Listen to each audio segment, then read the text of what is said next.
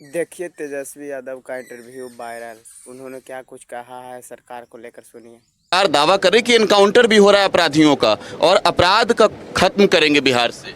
देखिए ये एक डायलॉग जो है, बिहार के मुख्यमंत्री बोलते हैं कि पाताल से ढूंढ के लाएंगे, पाताल से ढूंढ के लाएंगे। अभी कुछ दिन पहले ही पटना में ड्रिल शो किया गया, ब्लैकआउट किया गया मात्र 15 मिनट के लिए, उसमें भी गोली मार दी गई और कई बच्चियों के साथ गैंगरेप जैसे वारदात हुए। और जो अभी फ़िलहाल में जो नीट की जो बच्ची जो तैयारी कर रही थी, जो हॉस्टल में जिस हिसाब से उसके साथ रेप हुआ, हम तो जानना चाहेंगे उसके आरोपी का है। कोई ऐसा दिन नहीं जहां गोली ना चल रही हो, 200 राउंड गोलियां चल रही हैं, अपराधी विजय सम्राट हो रखे हैं, लॉ एंड ऑर्डर की धज्जियां उड़ाई जा रही हैं, अपराधियों को बल्कि संरक्षण दिया जा रहा है।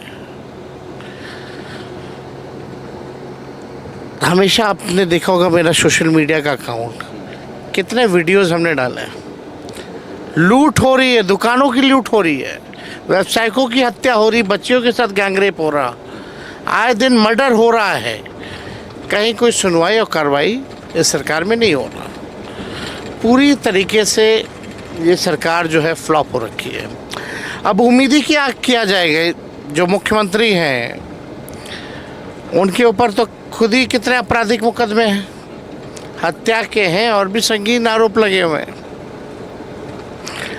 उनके पास गृह विभाग है, एक स्वास्थ्य मंत्री, एक आपके शिक्षा मंत्री हैं जो झाड़ फूकवाते हैं। स्वास्थ्य मंत्री जी के बारे में हम कुछ कहना नहीं चाहते हैं। स्वास्थ्य मंत्री से क्यों बोल रहे हैं बोलने से? नहीं, उसमें हम कहाँ क्यों बोलेंगे, लेकिन आप देखिएगा पूरा मंत्रिमंडल 18 लोग तो परिवारवादी लोग हैं, 3 तो पूर्व मुख्यमंत्री के बच्चे हैं, फिर भी परिवारवादी हैं वहाँ। तो मेरा कहने का मतलब, जो जनता की ज़रूरत क्या है, पढ़ाई है, दवाई है, कमाई है, सिंचाई है, सुनवाई है, कार्रवाई है। ना दवा मिल रहा है, ना इलाज हो रही है। अब स्वास्थ्य मंत्री बने हैं निशांत, उनको बधाई है, लेकिन स्थिति क्या है वो हम भी जान रहे हैं और बिहार की जनता भी जान रही है। इस पर तो कहाँ सुधार होने वाला है आप बताइए। 27,000 रुपये प्रत्येक बिहारी पर कर्ज है और अभी 71,000 करोड़ का और प्रस्ताव है कर्ज लेने का। कर्ज तो आप तभी लेते हैं ना जब आपके पास पैसा नहीं होता है। यानी बात तो स्पष्ट हो गई कि सरकार का खजाना खाली है, महंगाई चरम सीमा पर है, गैस, पेट्रोल, डीजल आप देख लीजिए। तो आप बताइए, जो 5 साल के लिए सरकार चुनी गई हो, भले ही ज़बरदस्ती चुनाव जीत के आए हो, लेकिन सरकार तो बनी।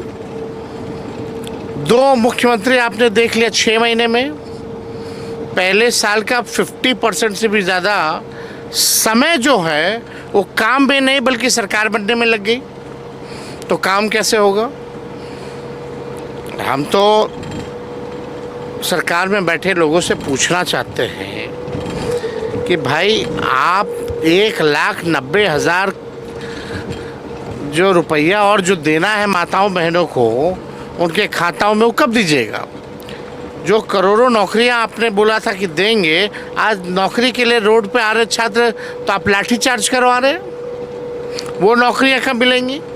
बिजली यूनिट जो हमने 200 बोला था, वो बोले 125 यूनिट फ्री करेंगे, तो बिजली के दर को बढ़ा दिया गया और उस समय ज़्यादा दर में बढ़ाई गई है जिस समय ज़्यादा बिजली का दिन भर में प्रयोग सबसे ज़्यादा होता है। तो ये तो बेवकूफ़ बनाया लोगों को। और हम लोग तो बोल रहे थे जुमला पार्टी, झूठ बोलने वाली पार्टी है ये। और हमने ये भी कहा था कि नीतीश जी को ये लोग मुख्यमंत्री नहीं रहने देगा। तो अब तो जनता को सोचना होगा, समझना होगा, संज्ञान लेना होगा।